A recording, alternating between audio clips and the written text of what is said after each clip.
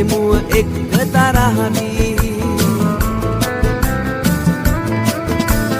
කියන්න බෑ අපේ ආදර කතාව කඳුළුත් එක්ක සිනාසී සොයන්න බෑ තව ඔයා වගේ කෙනෙක් ආදරේ කරන්න පෙරසේ